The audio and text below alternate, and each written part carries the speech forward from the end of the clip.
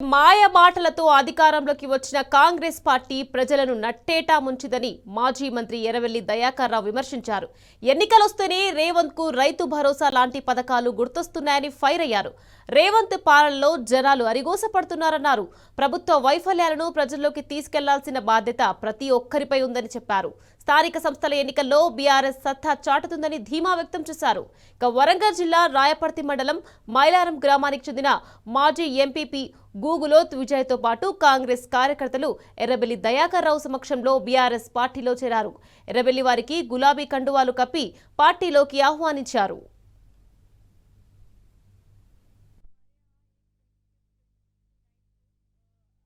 Congress party మోసం చేసిందని అందరు కూడా అప్పుడు కాంగ్రెస్ పార్టీని నమ్మి రేవంత్ రెడ్డి గారి మోసం మాటలు నమ్మి అలా చేరటం జరిగింది.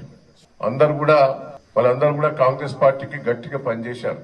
రేవంత్ రెడ్డి నాయకత్వంలో ఈ రాష్ట్రం బాగుపడుతుంది, రైతులు బాగుపడతారని నమ్మారు. మోసం మాటలు కూడా మహిళలకు 2500 ఇస్తాం, రైతులకు ఇలాలేదో రైతు బంద్ చేసిన గొప్పగా సంబరాలు చేసుకుంటున్నారు. సిగ్గనిపిస్తలేదు. సంవత్సరం ఎగ్గొట్టి పార్లమెంట్ ఎన్నికల ముందు ఇచ్చిండ్రు, మళ్ళా ఇప్పుడు లోకల్ బాడీ ఎన్నికల ముందు ఇచ్చి ఏదో ఎన్నికల కోసం డ్రామా చేస్తారు. నేను ఒక్కటే మేము కాంగ్రెస్ పార్టీని అడుగుతున్నాం, రుణమాఫీ కూడా 40% కూడా కాలేదు, అది బోకస్. అదే రైతు బంధువుని ఎలక్షన్ల కోసం డ్రామా చేస్తున్నావు. నువ్వు మహిళల కోసం కూడా 2500 ఇస్తా ఉన్నావు, తులం బంగారం ఇస్తా ఉన్నావు, పెళ్లి చేసుకుంటున్నావు, పెన్షన్ పెంచుతానన్నావు, కూలి వాళ్ళకు డబ్బులు ఇస్తానన్నావు. ఇవన్నీ ఎట్టిపోయినాయి.